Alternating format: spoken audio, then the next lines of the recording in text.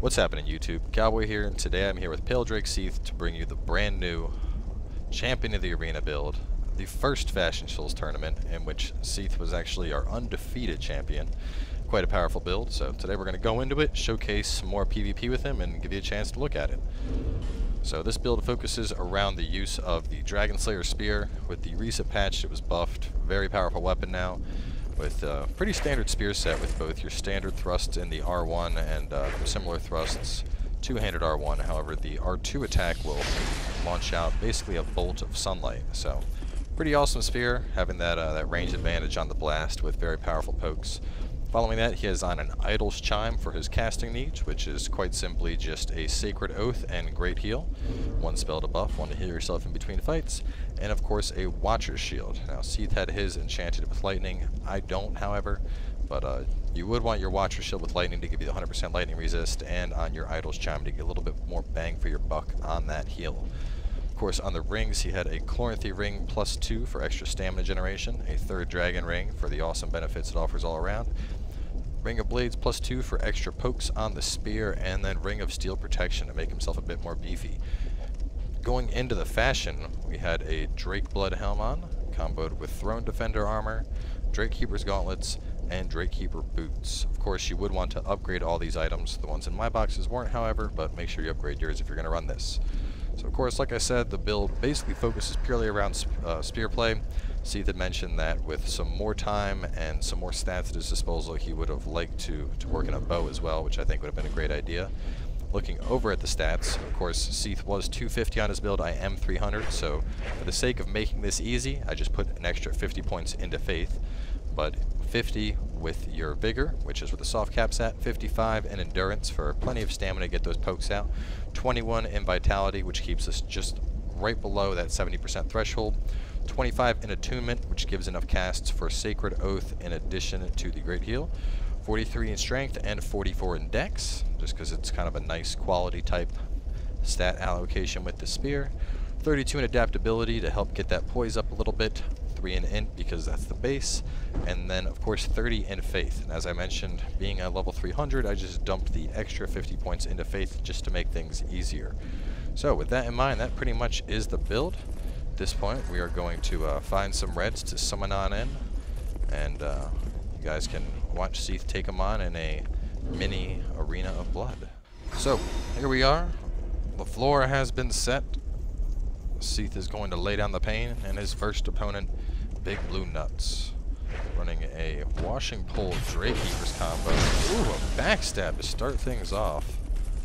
Seathe will not be deterred by something like a backstab. So 2 big pokes going out for 700 damage. 2 more, putting it up to 12 and evening up the health pool. And we can see how absolutely brutal that spear is when it's in the right hands. 2 more pokes for another 700. Big Nuts not going on the defensive though. Seathe taking a grazing hit, waiting for the opportunity. This one's going to come down to the wire. Ooh, and Seathe with the double poke to clean things up. A clean victory right at the end there. Well played. And our next comeback, Exit 517. Running what looks to be a whip. Interesting build to see in action.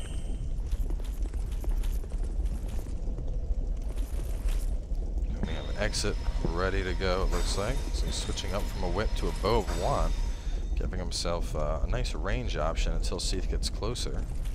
The combatants are buffed. Here they go. Bows are out.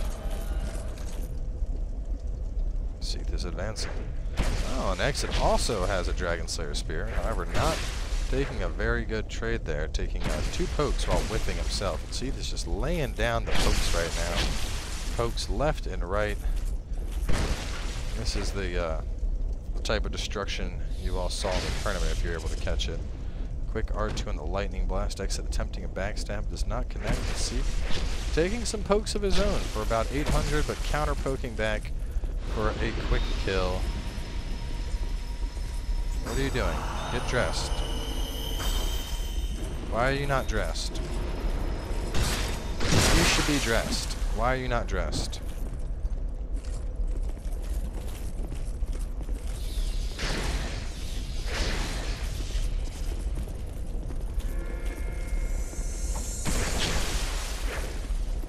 Ah, yes. Nothing like Shadow Dagger Monsim tool bags.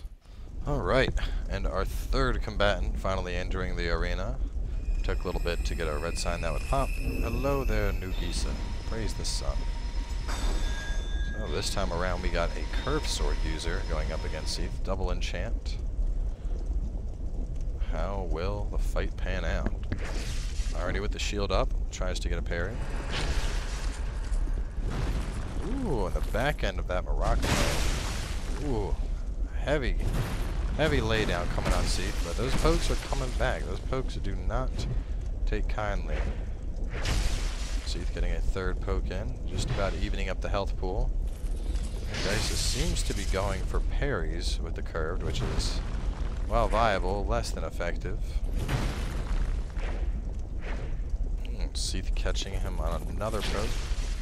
And another poke, and you can really see these pokes are just like, as his opponent rolls around and attempts to create an opening, Seathe is just getting in little pokes left and right. Little pokes. Oh! Caught by a Heavenly Thunder. Can New Geisa turn it around? Oh! No! With one health left, Seathe rolls under the roll. Oh no! He rolls again! He needs one more poke to polish this. New Geisa now with the shield up. Seathe looking for the opportunity. Barely dodging. Oh, and there's the final poke to claim victory and take it home.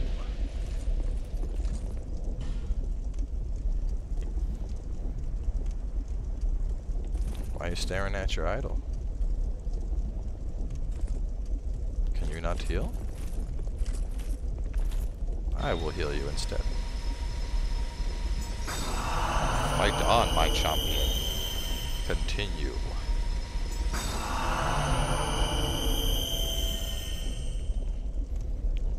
One more combatant coming on in. Actually, I'd like to get two.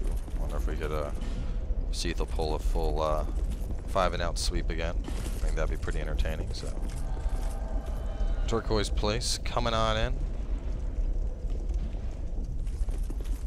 Ooh, and we got a magic user this time. I will sit in the corner with my shield up, not moving.